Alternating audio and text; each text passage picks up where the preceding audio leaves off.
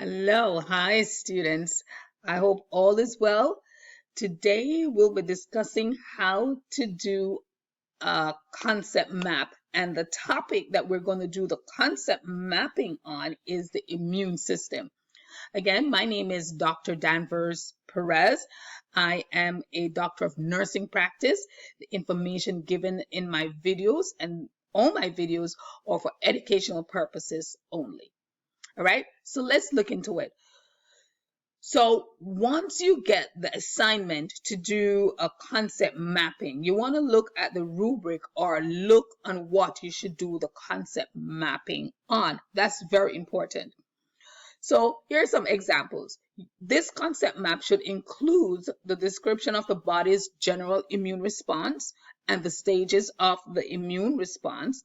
It should include differentiating between cellular and humoral immune responses, and you should specify the effect of the selected variables on function of the immune system. And 4, using assessment parameters for determining the status of patient's immune function. So your concept map should encompass all of this in what it's asking for. So again, when you get your assignment, you look for what your instructor or the program says that your concept map should include. So let's look at this concept map that was created. The center of the map, I'm going to put information about the immune system. Like the first question asks, describe the body's general immune response and the stages of the immune response. So I'm going to put that in the center of the map. So the body's general immune response is very complex and is highly coordinated. There are 2 types of immune response. There is an innate immune response and there's an adaptive immune response. So for the innate immune response, the process is recognition, activation, inflammatory response, that complements the system. Now, as it relates to describing it for you, your teacher may want you to talk about it in details. So let's talk about the complement system. So the complement system is a group of protein. It's activated to assist in pathogen destruction. So I know this pathway is not necessarily commonly discussed in nursing school or in programs. So if your teacher wants to know what is the recognition phase of the innate response, you may discuss it a little bit, and it's done in this area.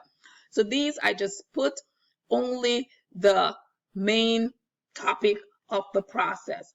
For the adaptive immune response, we have antigen recognition. This is if the innate immune response is insufficient to eliminate the infection, then you have the adaptive immune response that is initiated.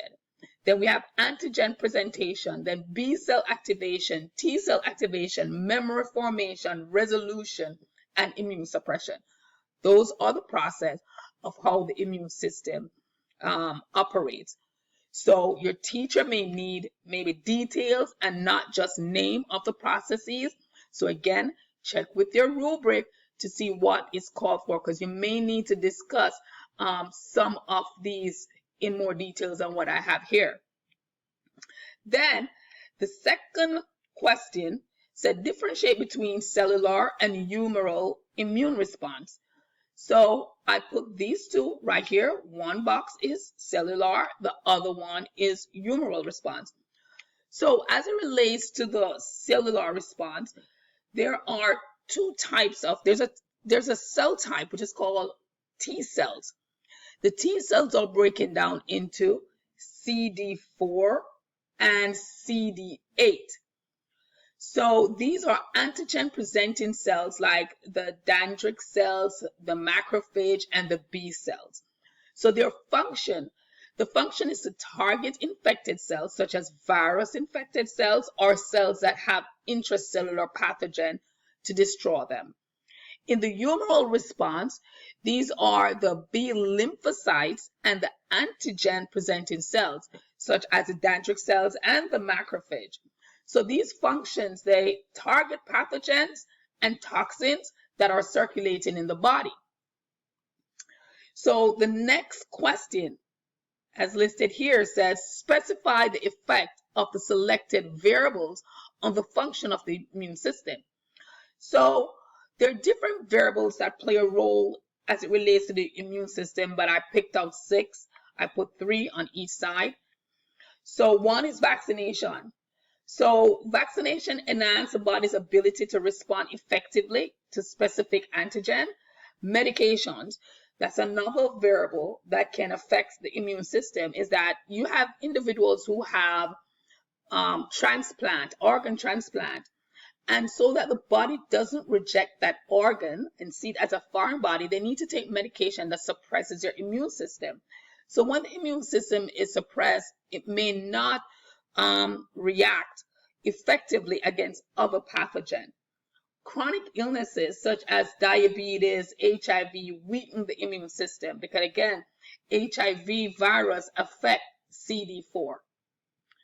Other factors that may affect the immune system is age. A decline in age, also there's a decline in the immune function. Nutrition, a deficiency in vitamin and minerals weaken the immune system. And stress. When we go through stress or when we have stress, our body produces hormones such as cortisol, which suppresses the immune system. All right, so these are answers. These boxes listed right here are answer to number 3. Specify the effects of selected variables on function of the immune system. Then we're going to answer the 4th question. Use assessment parameters for determining the status of a patient's immune function. So for subjective data